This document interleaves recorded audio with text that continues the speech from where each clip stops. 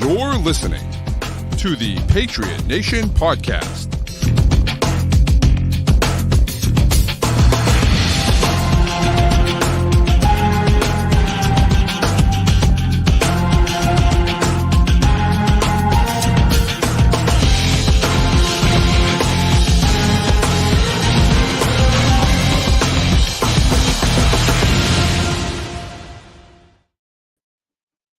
All right, welcome into another edition of the Patriot Nation podcast, of course, brought to you by Game Time and Prize Picks.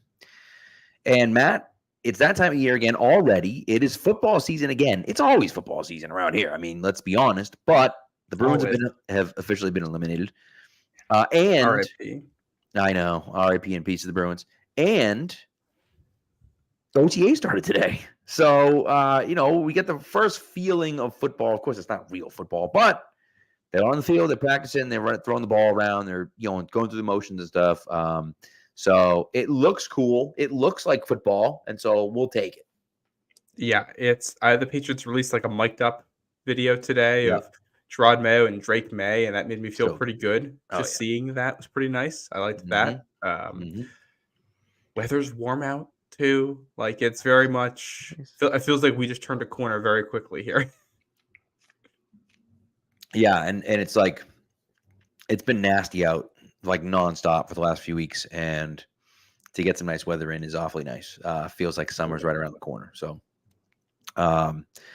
which is good. So let's get into the OTAs because you mentioned that the mic'd up thing, and I loved what I saw from Drake May today. Number one, with the way that he communicated with the guys and the way that he kind of handled the adversity on the field. Really not a ton of adversity, but you know what I mean? Like trying to kind of feel each other out. But one thing that stuck out to me, and I actually reposted or tweeted this out or whatever, posted this right before we started, was a clip at the end of practice.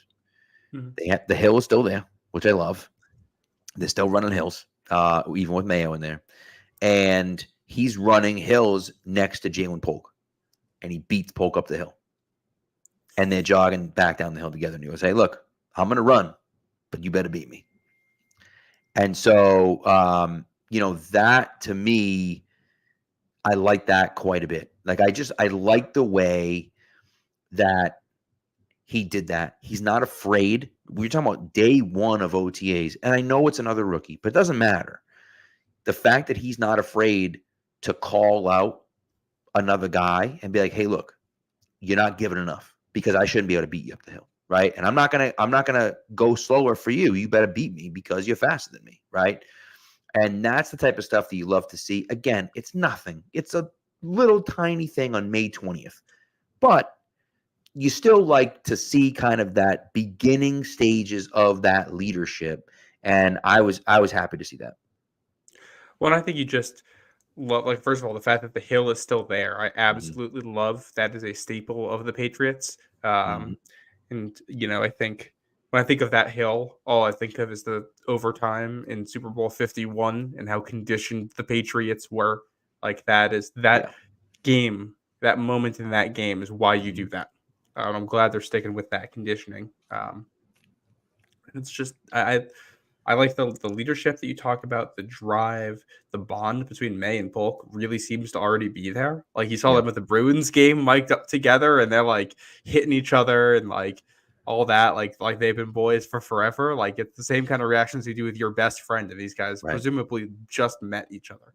Mm-hmm. And in the mic'd up segment, it's them. You have May taking Polk aside, talking about what he wants him to do on a scramble drill. It's OTAs. They're talking about like on a scramble drill, hey, here's where I need you to be. And it was very much May's explaining what he wants out of Polk. And Polk starts the explanation. And May is like, oh, yeah, so you already know. Like they were already on the same page. They didn't need more work. They already had it, which I absolutely love. I mean, that's what you want. Polk is supposed to be one of your go-to guys here. And building that connection early on is huge. Both guys seem bought in. At this stage in the process, that's all you can ask for. 100%. And I think you've seen it with Baker too. Practice ends, everyone else goes inside, and for 15, 20 minutes, Baker and Polk and May are out there, throwing. And just, going half speed, not going full speed, but going half speed so that, hey, this is where I want you to run. All right, we're running a post, or we're running, a dig, or we're running a slant, or whatever it is. Supposedly May was calling out the route, and the guys were running it, and again, running it at half speed, essentially, right? But they were still going through the motions of, this is where I want you to be. This is how it should look every time we get out there. And it's that type of stuff that's going to make the difference when you get into September and October and November, and maybe not even this year, right? We don't know if Drake May is going to play, right? But he's preparing as if he's going to play, right? And so that becomes, I like the fact that he's taking that initiative and he's jumping right to the forefront, which is great. He's also learning and watching what Jacoby Brissett does. And he's in Jacoby Brissett's ear nonstop. And he's watching what Brissett does. And when they split up in twos, he's with Brissett. And that's intentional because they want him with Brissett. Because Brissett's a professional, right? The guy's been around for a long time. He's one of those locker room guys that everyone loves. He's a guy that works his butt off, has maximized his talents, in my opinion. And I think, is the exact type of guy you want Drake May to be mentored by. And so they're like, hey, stick with him, do what he does. And, if you're ready week one, great. If you're not, that's fine. Learn from Jacoby, and then we'll go from there. Yep. It's funny. You also mentioned kind of the learning aspect. One of my takeaways looking at OTAs right off the bat is the way I think you can tell right away that learning and team and not competition is the priority right now by what seems to be the depth chart of the way everybody is treated across the board. If you look at the depth chart for players right now, it seems to be simply based on seniority. How long have you been here, or how long have you been in the building? At quarterback, it's Brissett, and then it's Bailey Zappi, and then it's Drake May, and then it's Joe Milton. Which is funny because I don't think Bailey Zappi is going to be in the building in a month or 2 months, based on the reporting this morning, I believe, from Albert Breer and some of the things that Gerard Mayo has said. But then you look at, the starting X receiver for them today, Tyquan Thornton. He's not going to be your starting X receiver week one. At least I highly doubt it from anything that we've seen. But it does seem that right now they're saying people who have been here are going to be at the top of the depth chart. People who are new are going to be closer to the bottom. Not as an insult, but it seems to be a way to focus on, this isn't competitive at this point. This is about learning. This is about team building. This is about installing the new things that we have to do, setting things up that way, which I think is an interesting way to do it. This is, I mean, even Bill Belichick always said, these aren't competitive practices. That's what this is about. Nobody's earning roster spots right now. You might lose one if you're not picking up the things properly. Correct. Nobody is earning a roster spot right now. It does seem like that is very clearly the focus, with a whole new offense and, to a degree, a new defense and new special teams all being installed right now. Yeah. Well, and really, honestly, for me, that's one of the interesting things about what is going on right now. And you see May kind of talking, Mayo talking to the team and going through, and hey, and Belichick, listen, Bill did the same thing, right? Like, let's not pretend like Bill didn't do the same thing, walking around talking to guys, coaching guys up here and there. Mm-hmm. He was never mic'd up for it, but he did the same stuff, right? He was back in 2009 when he was mic'd up for the full season. They have all the stuff from the practices and stuff that year. It's the same thing. It works. It's good coaching. 100%. Yeah, and that's one of those things, right? And I like the way that things are shaking out right now. Now, there's a long way to go. A long way to go, right? We're talking about, it's May 20th and they're through one OTA practice. But even though it's early, you get those kind of early feelings like, okay, this looks pretty good. Now, the question then becomes, when adversity strikes, because it's going to, how do you respond to adversity, right? The great leaders, they can lead when things are easy and when there's no stakes. That's easy. But it's when you see the true leaders is when it sucks and everything is shit. And it's, how do we respond to that? And then that guy steps up, right? Mac Jones did not do that. Now, maybe it's not just his fault, and it wasn't just his fault. Let's be honest. It wasn't just his fault, but he didn't respond the way that he needed to respond. And he's not the only one, by the way.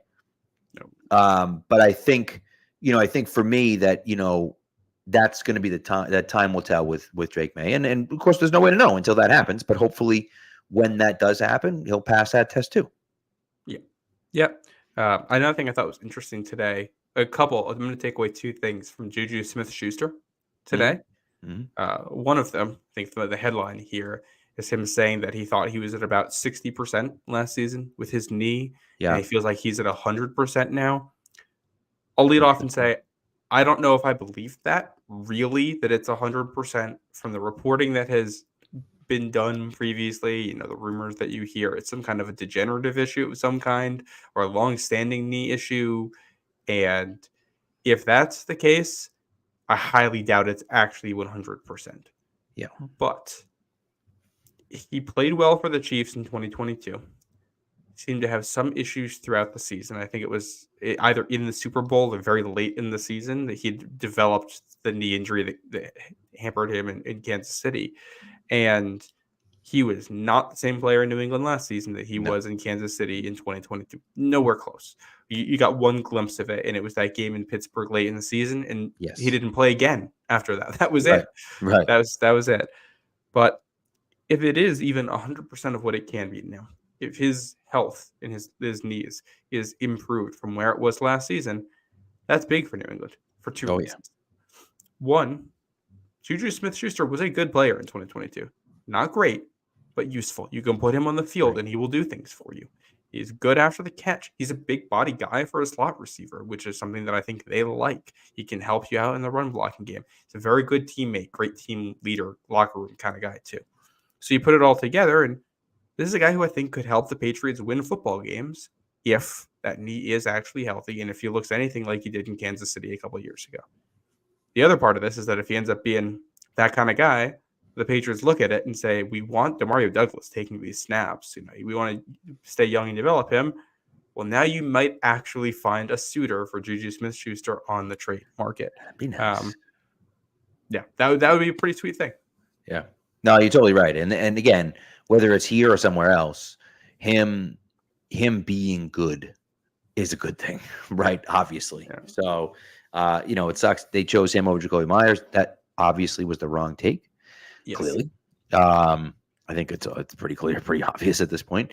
But I can also see, and we talked about it at the time, why they made that decision, right? And so, if they can be not proven right, but if you can see that from Juju this year, and then we can look at it and say, okay, we're feeling better about where they're at.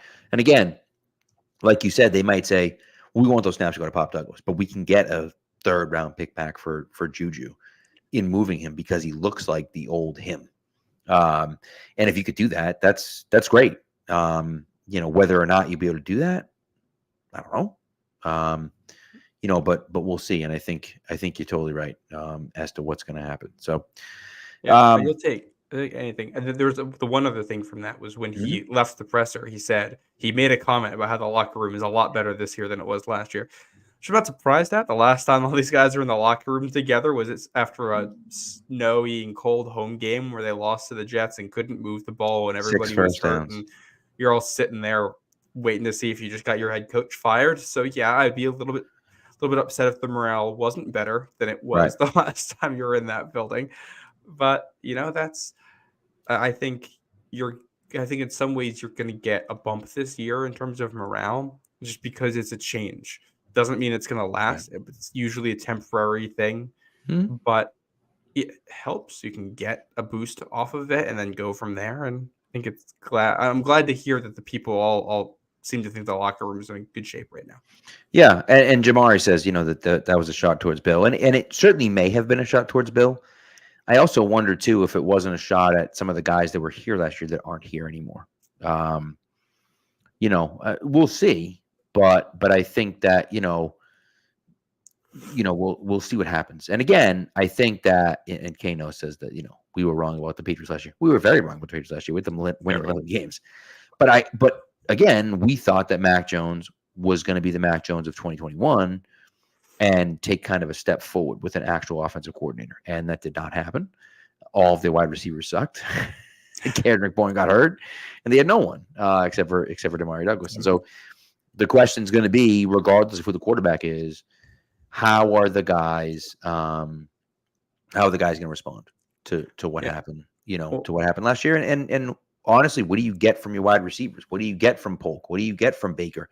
Do you get something from Tyquan Thornton? Tyquan Thornton said he's added a bunch of weight. That'd be nice. Does that help, right? Do you get something from Juju? Is he going to be healthy, right? So that's some of the stuff for me where we can kind of see where it goes. And Jamari, by the way, I was talking about one person in particular, and that was Mac Jones. I just think Mac Jones was so in his own head that I don't know what he was like in the locker room. I just feel like he was a mess on the field. I don't know what was going on in the locker room, Well, I think you look at the way things were last year too. From everything that's been reported, there was a lot of tension within the offensive coaching staff last year. Yeah. I know you got your offensive line coach who leaves partway through the season because of a health issue. Mm-hmm. You have a quarterback controversy where neither quarterback is playing particularly well and they don't get along. You have an offensive coordinator who, while I think is a smart guy and pretty good at his job, he's not a morale guy in the locker room. We'll put it that way with Bill O'Brien. That's not what he's bringing to the table. That is correct. Yeah. And, if we're going to name names here, Devontae Parker and Trent Brown seemed to be relatively outspoken at points with their displeasure, which I think we all understand. I'm not happy with them doing it, but it's understandable. And you put that all together and all the outside noise, I'm sure things were tense in that locker room. It's the offseason. There's no pressure right now. This is all the fun and love stuff. So it should be better, but I'm glad that it is.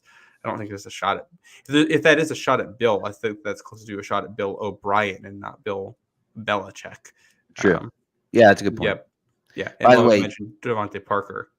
Speaking of Adrian Clem, because we're going to get to Parker, but speaking of Adrian Clem, I was on Sporkle today, just messing around or whatever.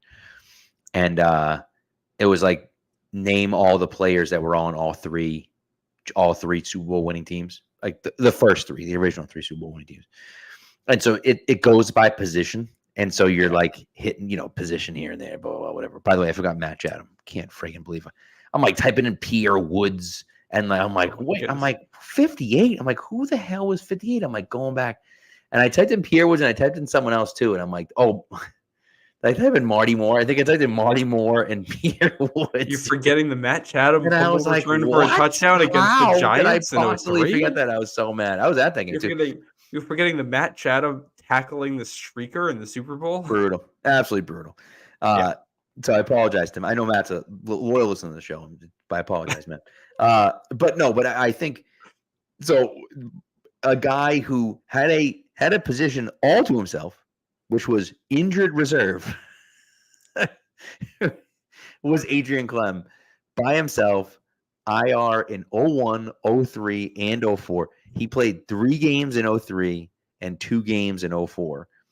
And 0 games in 01 and ended all three years on IR. I was like, you got to be kidding me, man. That's brutal. Yeah. That's brutal. So anyways, he played 16 games in 2002 when they didn't make the playoffs. So, but anyways, I just thought that was funny. I was going through and I was like, oh my God, Adrian Clem, what a flipping career that guy had, dude.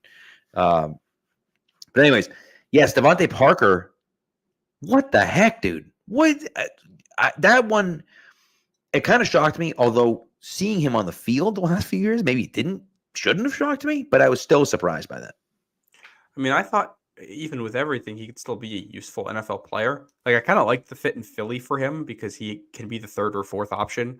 And he's going to be facing a bad corner on the other team.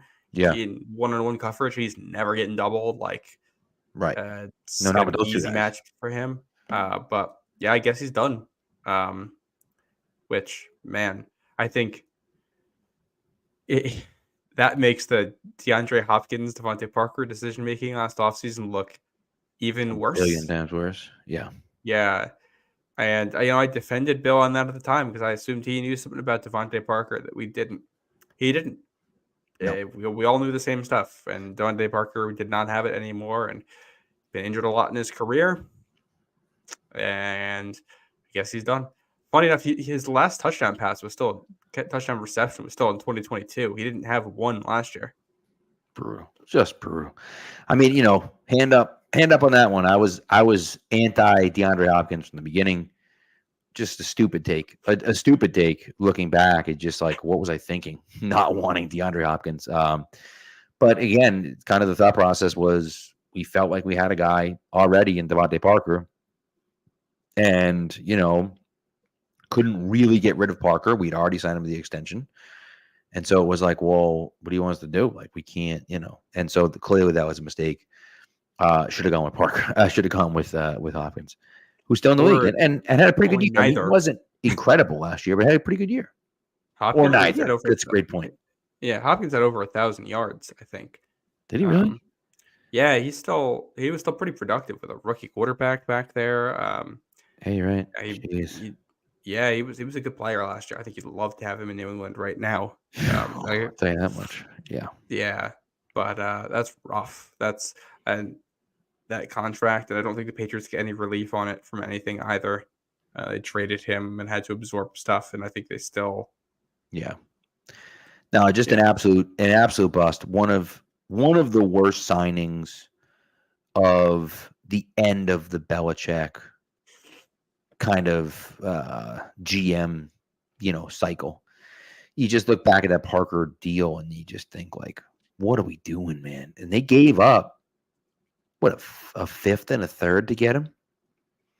And it's one of those ones.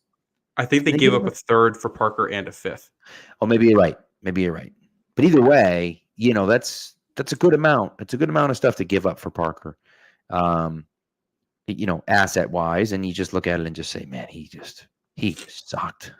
He sucked. He was never good with the Patriots. I think he had like 2 weeks where you were like, oh, that guy looks pretty good. There was the Baltimore game that looked like, oh man, we finally got a wide receiver one. Right. I never really saw that again. No. He had moments. Yeah. But yeah, it was it. So anyways, another OTA thing that we found out, Cole Strange. Yeah, month to month. That doesn't sound great. I think he said day to day, week to week, month to month. Yeah. Which I don't really know entirely how to interpret that, but like I'm not sure if month to month actually means anything. Month to month might just be the course of the whole injury. But man, it is May. The injury happened in November, I'm pretty sure. Yeah, it's not great. No. Not great. And I feel bad for Cole Strange too, because he just seemed like he finally had it going a little bit last year. And he reportedly was playing through an injury last year. I think they said he was going to need surgery after the season anyway. And we don't know exactly what the injury is, I don't think. But if he really is month to month at this point, then we're looking at, July or August, maybe at the earliest is my guess. Decent chance of him starting the season on the PUP list. And if he's starting on the PUP, then like he's obviously not going to be a week one starter, but like he's probably going to be worked in as a backup to start. And that's it's not a career ender, but that feels like the end of the road for him in New England, unless he comes back out of that injury looking really good. Yeah, I agree with you. So interesting point by Jamar here, and I just want to see what you think about it. He said the Strange is a bigger bust than Nikhil, which is like a tough. I mean, it's how do you choose between those two bums?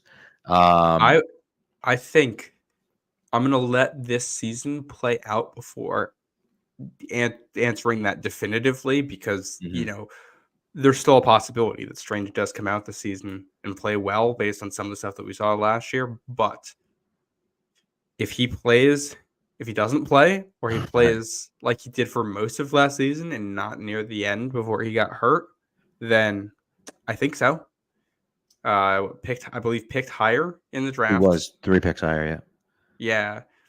And you look at how much of a reach that was too. Like, for all the N'Keal Harry stuff, he went about where he was supposed to in that draft. He was selected above other receivers, but other guys I think just felt like Harry went where he was supposed to roughly and just didn't pan out. So it's like a bust, but that's just like a regular wide receiver bust that like really stinks. Strange is like reaching on a guy at a position that's less valuable, who can't perform. Like, yeah. Well, yeah, and listen, you're not wrong. It's a really good point. I don't necessarily disagree. However, here's my problem. Here's my problem. My problem isn't N'Keal Harry. My problem is Deebo Samuel, DK Metcalf, AJ Brown, and who's the other guy? It's another one too. Who am I missing? Who's the other second round wide receiver? JJ Arcega-Whiteside? No, not him. No. Andy Isabella? No. Was it only those three? I thought there was another one too. Either way, it was you didn't just miss with him. Yeah. You went for the position and you drafted like the worst one. Well, and like 32, of the guys in that mold too, like if you wanted a physical ball winner, like the tier of guys, it was DK Metcalf, it was AJ Brown, and it was N'Keal Harry. Right. The fact that two of those guys ended up being good. Yeah. Like DK Metcalf fell for, I think, mostly for medical issues. Yeah. So you basically had a 50-50 chance on one of these guys is going to be Pro Bowler. Is AJ Brown an All-Pro? Has he won All-Pro? He could win that at least if he hasn't already. One of those guys is that type of guy, and the other one will not be on our roster in the NFL. Yeah. They got the wrong one. And that's the hard part, right? And listen, if you want to sit there and say that Cole Strange shouldn't have been taken where he was, I would 100% agree with you. And the Patriots could have drafted Dylan Parham at pick 90, which is where I think he went to Vegas, or they could have taken Zach Tom in the 5th round or whatever, what Green Bay did, and he started for them, right? Like, well, it could have gone. I think was it Tyler Smith who was available there too? I think ended up being a tackle or. So Tyler Smith actually went 24, but again, the Patriots traded out at 21, so they could have taken him at 21. Yeah. And I think he had some injury concerns, did he not, Tyler Smith? And I think that's why he dropped to where he did. But either way, and Tyler Linderbaum went 25th, who's a really good center for Baltimore. Not that you need a center, but you get the idea. Like and so of course there are second guesses that you can make. It's if he doesn't turn it around and actually play, it's a really, really one of the worst picks that Bill ever made. And it's kind of that parting gift out the door. Like, hey, not only did I miss on N'Keal in 2019, but then I missed on Mac Jones, and then I missed on well, not only did I miss on Mac Jones, but then I didn't surround Mac Jones with any talent, and then I missed the next year on Cole Strange. And then Tyquan Thornton in back-to-back picks. When it's the whole 2022 offseason. It's the whole thing. Like if you want the whole Bill Belichick thing is that you have a rookie quarterback, you get the chance to build around him. You whiff on every single move. Right. You miss on the offensive line, both in the draft and your internal evaluations. Yep. You miss on wide receiver, both in the draft, your internal evaluations, and your free agent additions. Tight end, ended up being all right because they had signed guys. But this was after the Juju Smith signing, which is still brutal, and they were still trying to make that work in 2022. Yep. Running back was fine. Running back, he gets a pass on. That's okay. Yep. But they abandoned the fullback, and they bring in Matt Patricia, and that whole thing. And the 2020, that's the reason the Mac Jones thing is tough because, obviously that didn't work out. But I am not entirely sure it was the wrong pick because they needed a quarterback. He was a consensus first-round guy. You're picking in the middle of the draft. I think that's worth the gamble, even if it doesn't work out. I don't think Bill was fired because Mac Jones doesn't work out. It's because you fail every other thing around him. Because if you build, you build a good offense with no quarterback, there are ways to get a quarterback and try to make something work to a degree, or say, hey, we're going to give you another chance because you clearly understand it. Like, if you build a good team, but the quarterback isn't good, that's one of the few occasions where a GM gets the chance to draft multiple quarterbacks because you're showing that you know what to do on offense. Look at Kyle Shanahan out in San Francisco. Sure. They whiffed badly on a quarterback in the same exact draft. They built a good offense, which meant they could put the last pick in the draft into that offense and make it work. And then he developed and ended up being better than what anybody expected him to be. But you get the chance to even stick around after that failure because of everything else that you have built. They didn't do that in New England. So That's correct. That is quite correct. So we'll see. We'll see what happens. So, anyways, one last quick note before we take a break here, and then get into our best NFC off seasons. Matthew Judon. There was a note about Matthew Judon in Mike Reese's piece on Sunday, talking about how Judon is unlikely to play under his contract. Listen, I've been saying this literally since day one of the offseason. Matthew Judon's not playing on it. They gave him the Stephon Gilmore treatment, which is that they gave him money from this year, last year. He's not playing on that contract, nor should he. And I think the Patriots know that, and they are interested and willing to give him a new deal, which is great news. They just have to get it done. That's all. Sounds like they're working towards it. They know it. He knows it. They're working on it. But, it becomes one of those things where they just have to now get it done. And so, and I've seen people say, well, don't extend him and just give him money this year. No. Give him 2 more years. Give him, bump his pay up a little bit this year and give him 2 more years, and then let him retire a Patriot. That's what you should do, because he is that leader in the locker room. He's been that guy. He clearly wants to be that guy. He's taken on that role. Let him continue doing that. And so, and look, he's called himself out that he hasn't, that he hasn't performed at the end of the year, and he hasn't stayed healthy, and he hasn't. And so he understands what comes with it and everything. But I just think that even if you think his play is failing a little bit, I think the leader in the locker room, especially with a ton of young guys, it's important. And so give him 2 more years and let him retire a Patriot. Agreed. I did think it was weird. There's a lot of defensive veterans that are not at OTAs.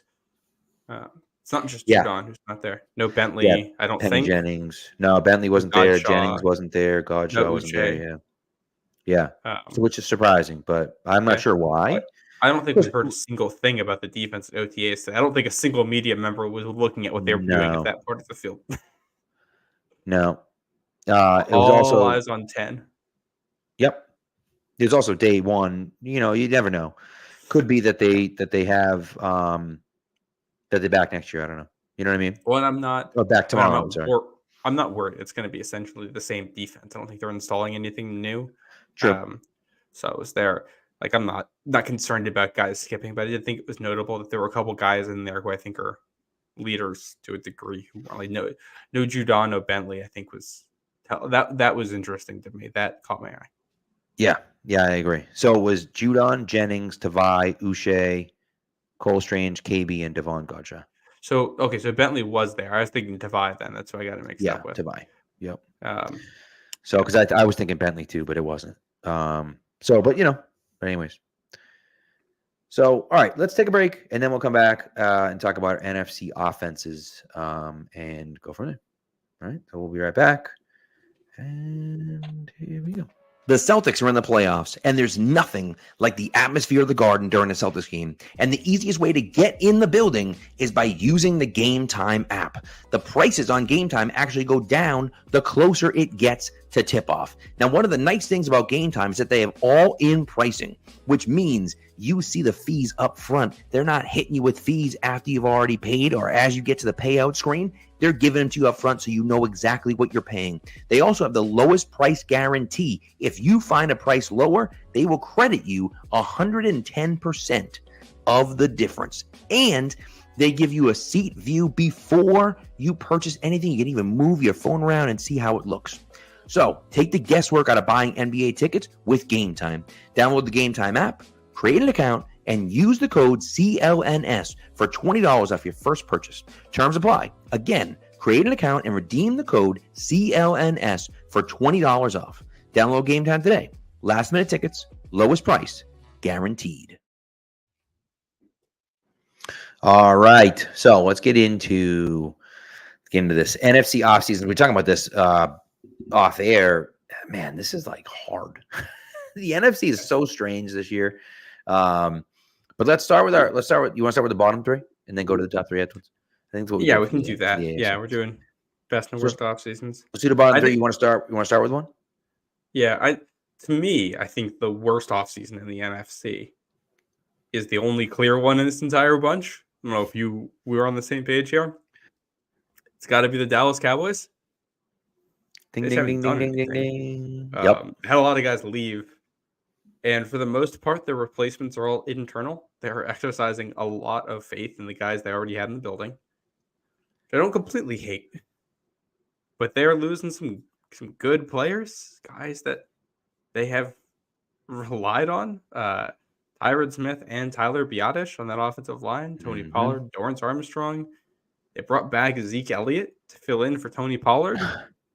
Just like seems like a terrible idea. It's going to be Zeke and Rico Dowdle there next year. When they wanted the Texas running back this year in the draft, whose name is escaping me all of a sudden, and Jonathan Brooks. Panthers traded up and took him. Yep. So I couldn't take him. Then end up drafting a running back, and they're in just such a weird spot. And that doesn't even get into the conversations around, Dak Prescott and CeeDee Lamb, both going into the last years of their deals right now, and we haven't really heard extension talks on either one. So, the Cowboys they seem to be in a bit of purgatory right now. Yeah, and we talked. I mean, listen, we talked about this as well in the fact that this was the opportunity. If you were going to move on from Mike McCarthy, this was the opportunity to do it. They didn't do it. They should have done it, and they didn't. And so that to me was a big mistake. And so you have him for one more year, but again, then the question becomes, well, what happens after that, right? What happens with Dak? What happens with CeeDee Lamb? What happens with those guys? We don't know, right? Now, the draft, I thought overall was pretty good, right? I was high on Marshawn Nealand, right, who they took in the second round. Cooper Beebe, a guard in the third round, solid player, right? All right, Kalen Carson, who was one of my guys, not one of my guys, but a guy that I liked as well. Guyton in the first round is interesting because Tyler Guyton, I don't know if he's going to be a right tackle or a left tackle. On our lads right now, they haven't slotted in as the starting left tackle. Yeah. And so we'll see. But again, he was a starting right tackle in Oklahoma. So felt like he was going to be the right tackle. Now he's a left tackle. So again, that becomes that question of can he make that move? And especially as a rookie, right? And so it's not a rookie playing on a team like the Patriots where it's hey, we got some time to. No. This team wants to compete for a championship right now, this year. And again, you mentioned the Tony Pollard for Zeke Elliott, and Tony Pollard looked bad last year. Don't get me wrong. I mean, anyone that had Tony Pollard in fantasy knows that Tony Pollard sucked last year. But Zeke Elliott, I loved Zeke here when he was here last year. It's great as a number 2 back, as a guy that could spell, Ramondre Stevenson and then be the guy for a game or two, but not for a whole season. Well, they got Rico Dowdle as the other guy who was good for them and stretched. He was better than Tony Pollard. Rico Dowdle was the Tony Pollard last year. Tony Pollard was the Zeke Elliott all those years. It's just so bizarre. But it's just, it's a weird team. I can't tell if they think they're contending this year or if they think they're playing for the future. And I think for the future, what are you doing? I think if you're playing for the future, you should have already extended Dak Prescott and CeeDee. Correct. Yep. And if you are playing for, if you're playing for championships, that's what you should have done. I think if you're playing for the future and for a reset, then you should have. Well, probably still signed CeeDee Lamb. There's no reason not to keep him. Yeah, and traded Dak Prescott. Trade Dak, and 100%. If it's February and Dak Prescott's for sale, teams are going to be interested in that. You think that the Steelers, I'm sure, would have gone for that over the guys that they ended up settling for in that quarterback room. A team like Denver, I could have seen potentially being interested instead of Bo Nix. And you wonder how that changes the Kirk Cousins market. If that changes so much in the NFL, if all of a sudden Dak Prescott is available. And right now, I think he's probably going to end up in Dallas. I think he is going to end up staying. Yeah. Seems like it. But they're just going to wait this out and make it stressful and pay more for him than they probably should have. And I don't quite get why, I don't know. Team has good players, not a lot of depth. It seems they seem likely to win, 10 games and lose in the wild card round? Yeah. Well, and that's honestly, it's kind of what their MO is, right? They're not going to win a playoff game. They're going to lose, get there, lose in the first round. And it just, Doesn't make any sense. And especially when you look at how much. And Russell Wilson was a Super Bowl winning quarterback. I understand that, but he had won a Super Bowl in 10 years, right? He gets traded for an obscene amount of draft picks. Dak Prescott, I believe, is younger right now than he was then, right? And he doesn't have the same concerns that somebody like Russell Wilson had. Correct. So, to me, you could have gotten 2 or 3 first-round picks for Dak Prescott. Yeah. And look, I think Dak Prescott's a good player. I think they should have extended him already. That's my opinion. But if you're not sold on him, you should have traded his ass, man. Like, what are you doing? Make a decision. He's the starting quarterback for the Dallas Cowboys. If you don't think he's the guy, you need to move on. Clearly they're having a hard time deciding if he's the guy. Trade him. That's why I said they're in purgatory. They don't know what they are right now. Feels like they're waiting, but we don't know what they're waiting for, and they're just going to play out a season as kind of this, well, I guess we have a decent football team, and there's no real – I feel like you also probably should try to go a little bit more all in on this group if this is who you have right now. Like, if you are going to keep these guys, try to go a little bit more in on them. There's talent. Like, this team was good last year, and if you make the right moves, in theory, you could be the best team in the NFC. Well, and that's the thing, right? And even like Nagan, who's a hater anyways, but says Dak is ass. Maybe you believe that. If you're the Cowboys and you believe that, and you aren't willing to look at the numbers he put up last year. You're telling me if in February, right, they say, hey, we're trading Dak Prescott, someone's not going to throw them an obscene amount of draft picks? Of course they are. For the love of God, Bo Nix got drafted number 12 overall. Kirk Cousins got $100 million guaranteed. Like, someone was going to give you a ridiculous amount of compensation for Dak Prescott if you're willing to trade him. And if you don't think he's the guy, you're stupid not to take it. If they let him walk next year, if they don't re-sign him and let him walk next year, it's malpractice if that's what happens. Well, the difference too here is that you compare it to the Russell Wilson situation. The issue with Russell Wilson is that he was always very reliant on his athleticism because he kind of plays football the way Johnny Manziel did in some ways. There's a lot of just extending plays and creating things downfield. He's kind of looking for a home run in every single play. Russell Wilson was very, very good at that for a long time in his career because he's a great deep ball thrower. He's very quick and can evade sacks. And his athleticism started to diminish, and he didn't have his ability to consistently make quick decisions to fall back on, and that's where you saw things fall apart. Dak Prescott's the complete opposite. He's not some great athletic marvel. He's just a regular good athlete with regular arm strength, and he wins by consistently making good decisions. Right. If you're a coach in the NFL, those are the guys that coaches love, because every coach is convinced that, well, if they just do what I say, of course we're going to win. Right. That's how every coach is thinking about it. Oh, this guy's just going to do whatever I tell him to and make the right reads. Yeah, obviously we're going to win a lot of football if we have this guy because I'm good at what I do. So a guy like that is going to get a huge return if you do put him on the market. And if you're Dallas, you just let Dak Prescott play this year, go 10-7, lose in a wild card round, and then he just signs somewhere else. I mean, that is organizational malpractice. Jerry Jones should fire himself if that's the case, man. It's brutal.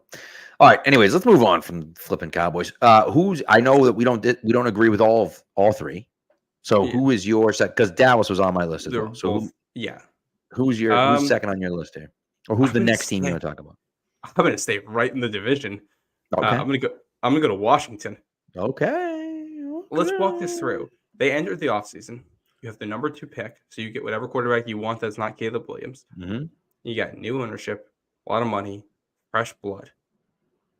You got the opportunity to completely reset your organization. And they whiff on hiring the coach that they want.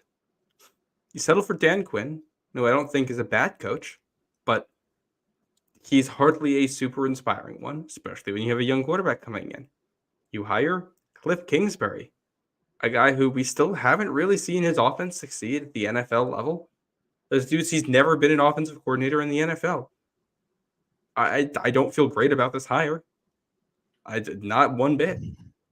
You draft the consensus quarterback 3 at pick 2, and you reach on a ton of draft picks throughout the rest of the draft. It wasn't all bad. I like some of the draft picks. You reach on a ton of guys, and they ended up signing a bunch of guys who were just like over the hill as free agents. Like it was really weird. Like Zach Ertz in 2024 really is their starting tight end on the depth chart right now. Bobby Wagner is one of their starting linebackers. They did bring in Frankie Louvu, which I like that for them. I don't know. Austin Eckler in 2024. This is their starting running back. Like I don't really see the plan here. It feels like they settled for less than they could have with basically every opportunity they had this offseason. And when you're trying to rebuild a franchise, you can't do that. They got their second best option basically everywhere on this. And, we talk about, is New England, ready to start Drake May? Is the infrastructure good enough? The infrastructure in Washington, I don't think is good enough right now for a quarterback. Their offensive line is still atrocious. They got an offensive coordinator who's going to not make that better, the way Cliff Kingsbury likes to call games. And they got a quarterback who's an old rookie. You basically have to start. I don't think you're going to think about sitting Jayden Daniels. No. So now we're putting a very thin old rookie behind a bad offensive line. Like it's not great. It's not great. You put it all together. Just none of these parts don't fit for me. Not at all. So I'm just gonna give you a quick counterpoint. All right. I'm gonna give you a quick counterpoint. And my quick counterpoint is this.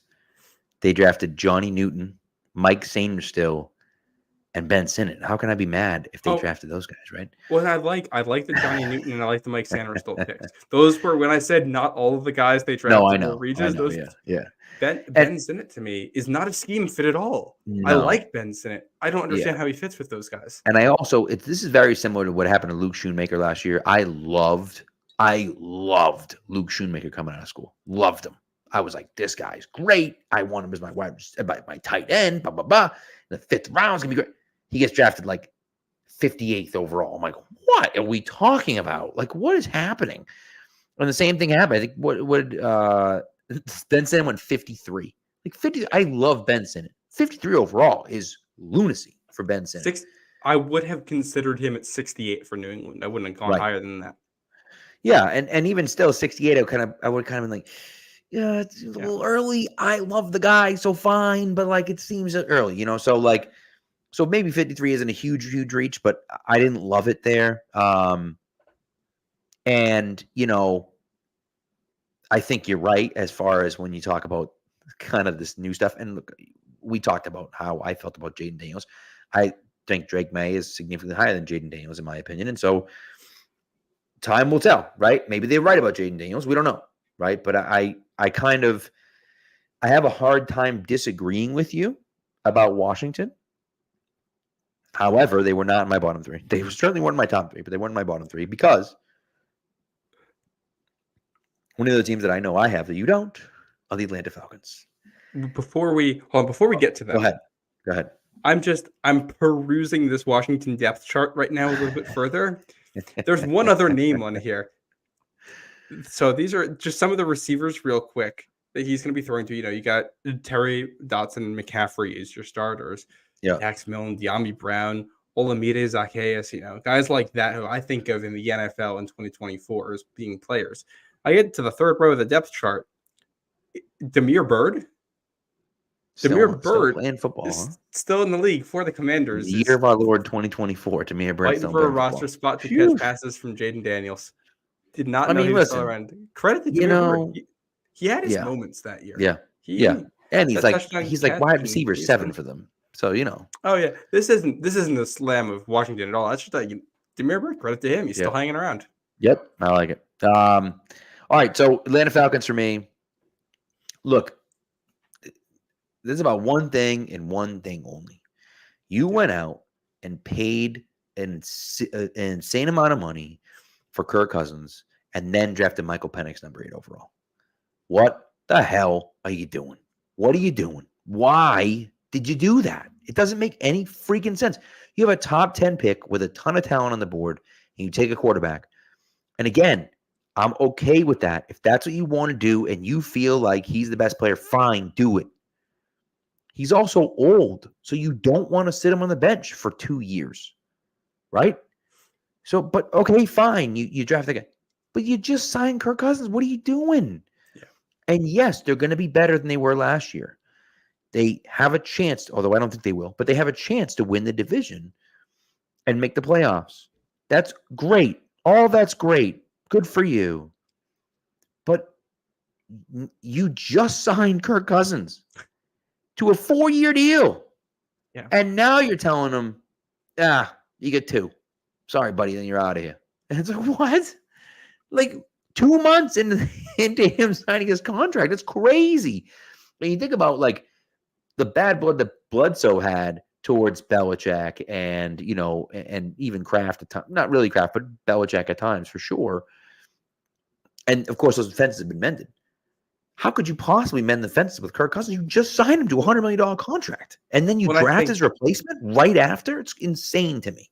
Well, think about what you're doing to the locker room, too. I think it was the guys on the Ringer show who had brought this up. Mm-hmm. Think about your key skill position players. It's Drake London. It's Kyle Pitts. It's Bijan Robinson. Who do you think they are naturally going to be closer to? Right. The young college quarterback who's a star and is about their age, or the middle-aged Coles guy? Right. The middle-aged Coles guy who's there. Both of these guys are new to the locker room. Like when it comes to just the hierarchy in the locker room, the relationships, you're already making it weird. And this isn't even really bringing up the fact that taking Michael Penix at 8 is a reach, like a massive reach, and you still have 2 guys with injury histories, which is just tough. I didn't have them in my worst 3 because, like, I think they're a better team this year, and they should probably win that division, in my opinion. I think they hired some of the right coaches, so like, I in that sense, I can't give them worst, but man, if it's worst single decision of the offseason, yeah, it's the Falcons, 100%. By the way, Michael Penix is older than Drake London, Bijan Robinson, and Kyle Pitts. He's the oldest of those 4 guys. He's 2 full years older than Bijan Robinson. 2 years older than Bijan Robinson.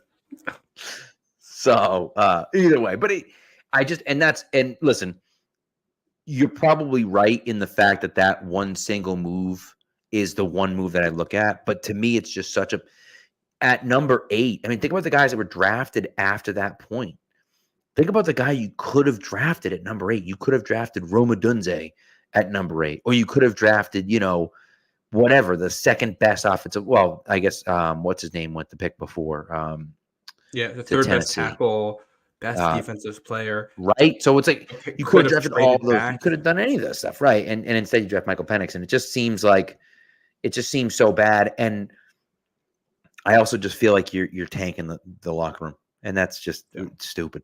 Stupid. And if this causes friction that ends up costing them games in the regular season, then that's pretty bad. The flip side of this is that I do see a world in which for 2024, this ends up working out, in that if Kirk Cousins gets hurt, you should be a good backup, and like it might help you immediately this season.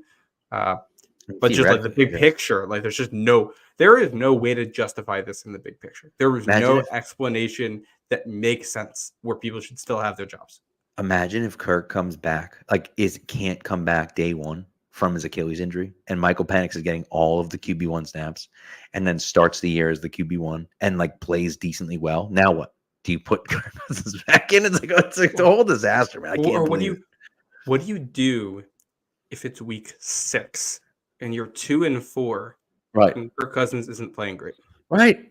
I mean, that's the thing. It's like, what? Anyways, it's wild. But he's not playing poorly, because if he's playing bad, I think your decision is pretty simple. But if he's playing just mediocre, Like Right. Mac Jones 2021 level of football. Right. Yeah, Then maybe you're not what we used to with Kirk Cousins, but like, guys coming off an Achilles, not 100% yet, but like pretty good. Yeah. Yeah. And they made this bet. Wild. All right. Do we want my final one? Get your final one, and I'll give you my final one too. Yep. Yeah. This is in some ways to me similar to Dolphins offseason, like the 49ers. They didn't address the offensive line. That's why they lost they lost the Super Bowl for a couple things. Their wide receiver 2 can't separate from tight man coverage, from press man coverage. And their offensive line was not very good. And I think they helped that first issue by drafting Ricky Pearsall, but he's a reach, and they didn't address their contract situation at wide receiver really. And they drafted one offensive lineman. Like their starting offensive line is going to be the same. So I think the 49ers are probably as good in 2024 as they were in 2023. They might be a tiny bit better if Ricky Pearsall ends up living up to the hype. But long-term planning-wise, I think getting to this point without having a clear plan with wide receiver, like I think if you're them, I think you just move on from Debo. I think that is obvious to me. Brandon Ayuk is a clear number one. He's a receiver who can do everything you want a receiver to do. He's younger. He doesn't have injury concerns. You trade Debo for what you can get for him, and take Pearsall, you use the extra picks to address the offensive line, and you move forward. And it's tough because Debo is an emotional leader. You have to explain that to the locker room. But I don't know how you watch what happened in the Super Bowl last year and look at the fact that you only have room to keep one of those 2 wide receivers and get to the place you're at right now, this very second. It's really weird. Yeah, I agree. That's a good one. My last one is the Seattle Seahawks. And the biggest reason for me with the Seahawks is that I do like the fact they bring in Mike McDonald. That's a really good hire, I think. Pete Carroll steps away though. Geno Smith just didn't look that good, right? Frankly, if we're being honest, Geno Smith had a really, really tough year. And what they traded for Sam Howell, which again is okay, I guess, but it seems kind of strange. Are you sold on? Are you trading for Sam Howell because you think he can maybe spot start for you, and you're not sold on, on Geno Smith and what he that's the stuff that I'm worried about. I do like their draft. I like the fact that they drafted Byron Murphy. He's a great player. Christian Haynes in the 3rd round. He was a really good player. That's really good value for them. I don't know if they necessarily hit. I mean, I like DJ James a little bit. AJ Barner, but they're not great. I don't think they're going to have Barner in the 4th or 5th, right? They got Barner in the 4th, yeah, which is pretty solid. Yeah, that to me, that was one of my reaches that I didn't like because I like AJ Barner a lot, but to me, he was like a 6th round guy. That's what I thought. Yeah. 4th is tough, right? So that's one of those things where, and DJ James in the 6th isn't terrible, right? Yeah. But again, it's one of those where, I mean, it was fine, but it just wasn't. I looked at it and I'm like, they didn't get better. I feel like they're worse than they were at the end of last year. I feel like they're there's a little bit of an identity crisis there. Yeah. Of them figuring out what this next generation is going to look like, and they just feel like they're in an awkward spot. Yep. Agreed. All right, let's take a break, and then we'll get into our top 3. We'll try to move a little quicker through those, but we'll go through our top 3, and then we'll get you guys out of here. Prize Picks has something for every sports fan, from basketball, baseball, and hockey to League of Legends and everything in between. You can pick LeBron, Aaron Judge, Connor McDavid, and Jude Bellingham all in the same entry. Prize Picks even offers injury insurance so that your entries stay in play even if one of your players gets injured. For basketball games, if you have a player who exits the game in the first half and does not return in the second, Prize Picks will have your back and not count that as a loss.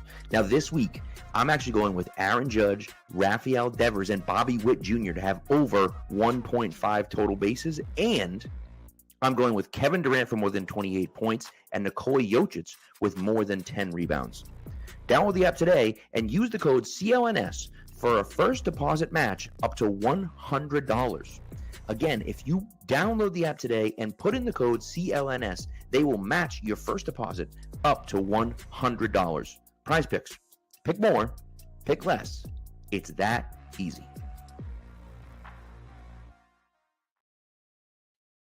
At this point, I'm never changing that. It's so good. Yochis is out now too. It's great. It's fantastic.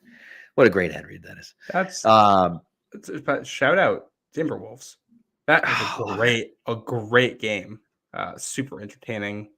And West Conference Final is going to be fun. It's going to be a lot of fun.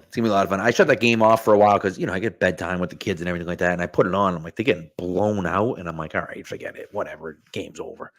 So I shut it off. And then I actually watched Whiplash last night. I don't know if you've ever seen that. It was an awesome movie. But I have seen clips on TikTok, which is how it's a phenomenal movie. But I was watching it on my phone and I turned the game on mute. And I'm like, oh, let me just see how bad it is. And it was like 77-75. And I was like, wait, what? They were winning? What's going on here, dude? Yeah. And then I just had it on kind of in the background as I was watching the movie, and sure enough, they held on and won. And you're like, oh my God, man! Like just the fact that they pulled that off is incredible. And doing that against Denver, that Denver team, and we'll see what happens. Listen, no matter what happens. Don't listen to Felger and Maz. No matter what happens, if the Celtics win the championship, they win the championship, and no one can ever take that away from you. And it doesn't matter who they played; it makes no difference. Doesn't matter. Yeah. So trophy's a trophy. Well, it's you can't say all you want about Timberwolves beat Denver. Like if you're playing in the conference finals or in the finals, you're either playing teams that were really good in the regular season or teams who played well enough to beat teams that were really good in the regular season. Like when you make it that far, I'm not entertaining any kind of you played a weak opponent discussion. No. Well, and that's one of those things that someone was saying about the Celtics. Like the Celtics are the number one seed, and doesn't look like anyone in the East can compete with them. And everyone's like, the playoffs and this guy and it's like, yeah, but they finished the regular season 14 games above anyone else. Like they were way better than everyone else in the East. We knew that going into the playoffs. You're surprised and annoyed that they just killed everyone. Like it's the way it goes. And there's a whole nother series left to go. So we'll see how things go against in Indiana. But seems like that should be a blowout. But we'll see. So, all right, let's get into these final three. These top three teams. Who do you got? Who's your first team here? And you can go in and I don't really have them ordered, although I do have a number one, but I don't really have them ordered. Yeah. My number one, I think, is going to be the Chicago Bears.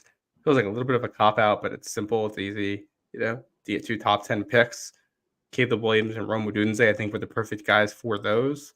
Mm-hmm. And I think, there's other parts of this offseason I have issues with for the Bears. I don't love the coaching situation. I don't hate it, but I don't love it either.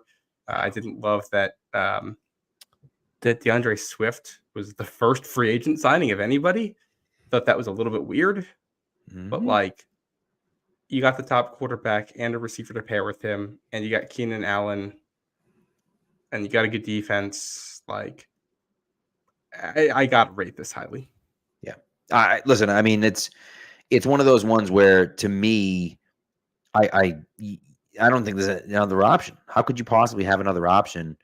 For me at least. And that's kind of the way I look at it. And I just say, well, you bolstered your offensive line, and you have been bolstering your offensive line, right? You drafted a guy in the top 10 last year, Darnell Wright, who looked really good last year. You draft Karan Amagaji at 75, right?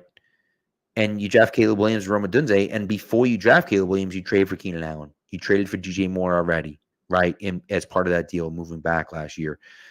So you're talking about a wide receiver core with Keenan Allen, Rome Odunze, and DJ Moore. That's a solid wide receiving core. That's probably the best offensive system any number one quarterback has ever walked into, right? As far as a number one overall pick, because typically those teams are terrible, and that's why they're walking into that situation. Even like Troy Aikman, of course, that team ended up being great. They were awful his first year. Awful. They were, 1-15 his first year or something like that? So, it becomes one of those situations where it's like he's walking into a system that is already set up for him to succeed with a good to very good offensive line in front of him and good to very good weapons around him. And like you say, did they overpay for DeAndre Swift a little bit? I do think so. But they're trying to get him another piece offensively, and I can't argue with that.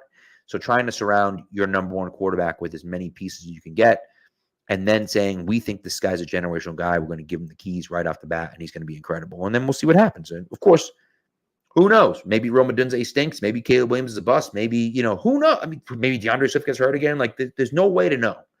But right now, I think they've set themselves up to be as successful as possible. I still don't think they'll win the division. I think the Packers should still win the division, but I think they've set themselves up to be competing for a playoff spot day one, and that's something special in my opinion. So, do we both have them in our top three? Yeah, he's my number. They're my number one. Also, my top three are the Detroit Lions. Yep, I also have them in mind. Look at that. So the Detroit Lions, I thought, did a really nice job. They lost Gardner Johnson, but they drafted two good corners, right? Terrion Arnold, Ernest Rakestraw Jr. I like that a lot. They signed Marcus Davenport. They signed Amik Robinson. So I thought that what they did was very good. They also signed Jared Goff to a huge extension. Now, you can poo-poo that and say, well, Jared Goff stinks and he's not this and he's that.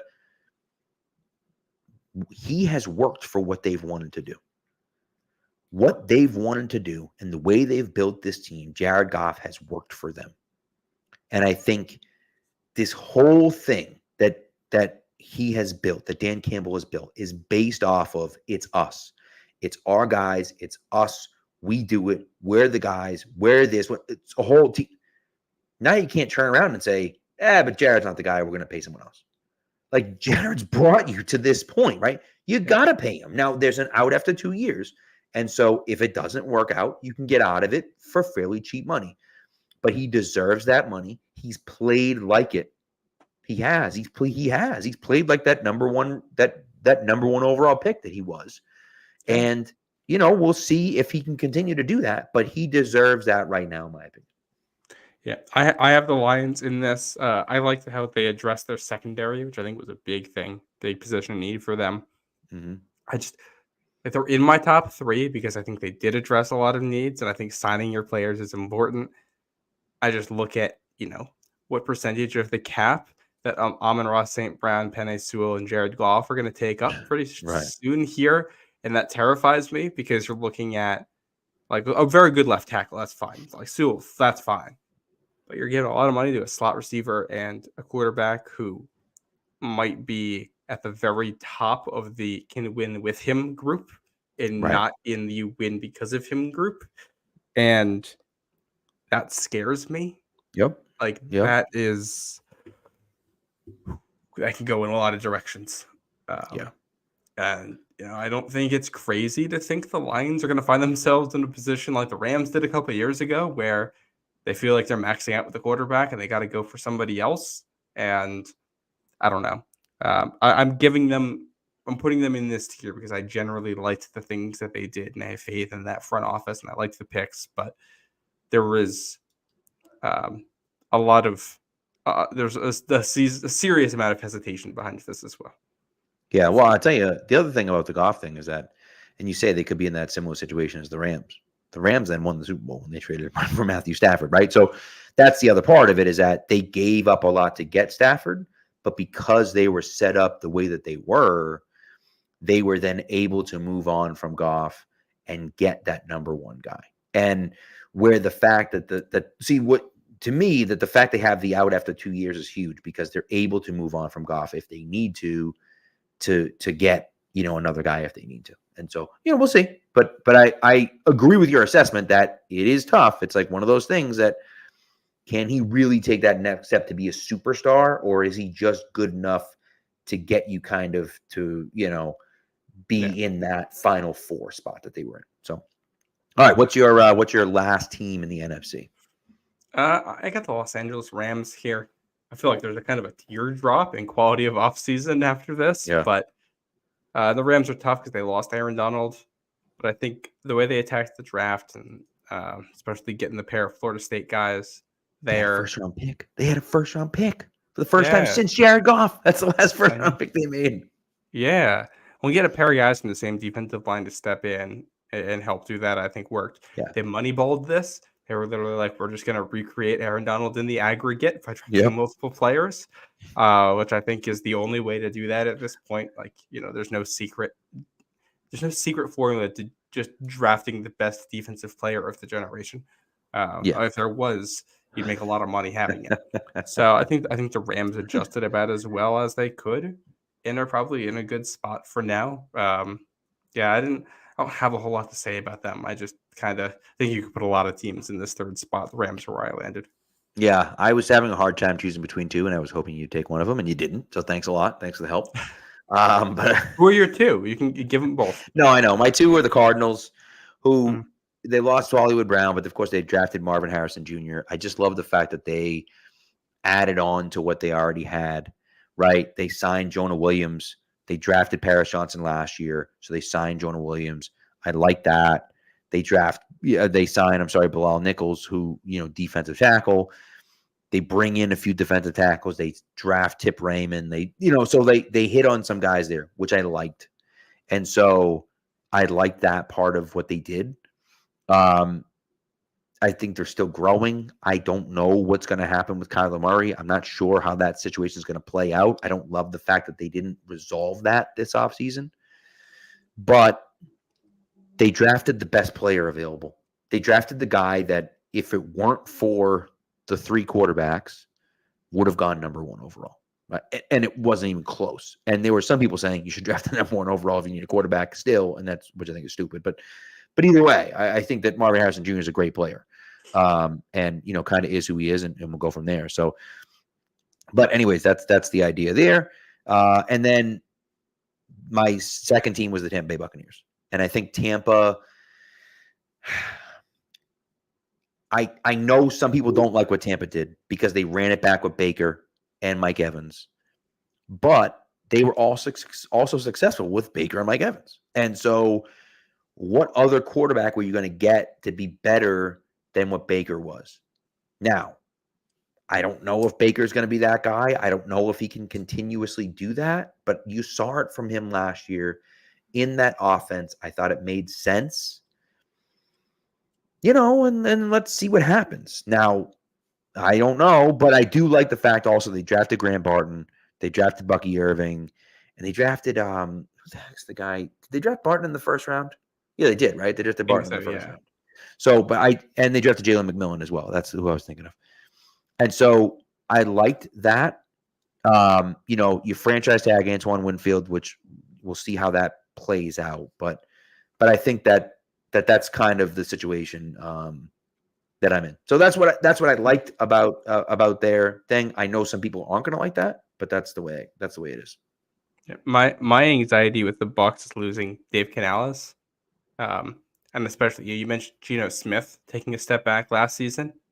Like Dave Canales was in Seattle in 2022. Then he was in 2023 with Baker.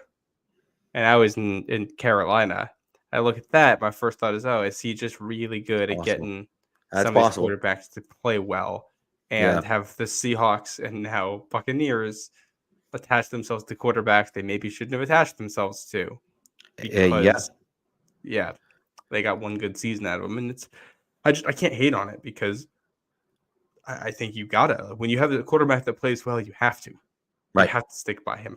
Because if you're a team that if you have a quarterback play well and then you let him walk out the building, as a GM, you will lose your job. Like that's if he goes elsewhere, and plays well, or if you can't replace him, you're done. So you don't really have another option when you run the team. But gives me anxiety that the Buccaneers may be 8-9 next year and second place in that division behind Atlanta, and Baker is okay, right?